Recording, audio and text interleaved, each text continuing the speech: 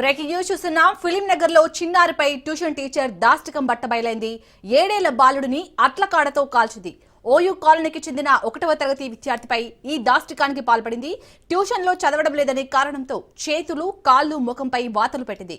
అట్లకాడతో ఆ విద్యార్థి శరీరంపై 8 చోట్ల కాల్చింది ట్యూషన్ టీచర్ శ్రీ మానస. విద్యార్థికి గాయాలవ్వడంతో తల్లిదండ్రులు ఫిలిం నగర్ పోలీస్ స్టేషన్ లో ఫిర్యాదు చేశారు.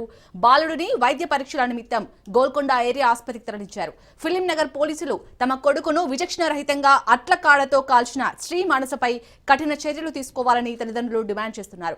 ట్యూషన్ టీచర్ మానస పలు చోట్ల కాల్చడంతో ప్రస్తుతం బాలుడు నడవలేకపోతున్నాడు. రైట్, ఇక ఇదే అంశానికి సంబంధించి పూర్తి డీటెయిల్స్ మా ప్రతినిధి పవన్ అందిస్తారు. పవన్, ట్యూషన్ చెప్పాల్సిన టీచర్ చదవట్లేదని ఆ చిన్న బాలుడిపై ఇలాంటి అట్లకాడతో వాతలు పెట్టడం ఎలా చూడాలి? అసలు పోలీసులు ఏమంటున్నారు దీనికి సంబంధించి?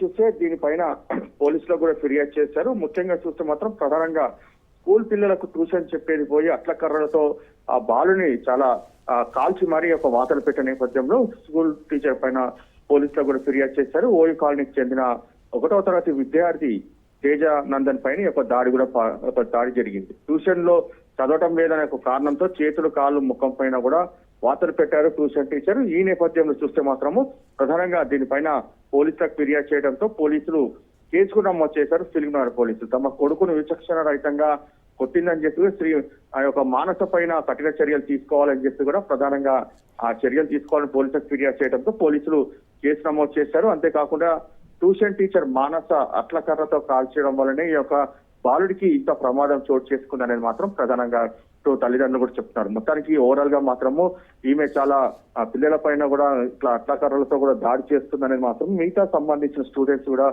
పోలీసులకు కూడా స్టేట్మెంట్ ఇచ్చారు. మొత్తానికి ఓవరాల్ గా చూస్తే ఆ మానసకు సంబంధించి దానిపైన దర్యాప్తు తర్వాత పూర్తి వివరాలు చెప్తామని పోలీసులు అంటున్నారు. Right, thank you Pawan.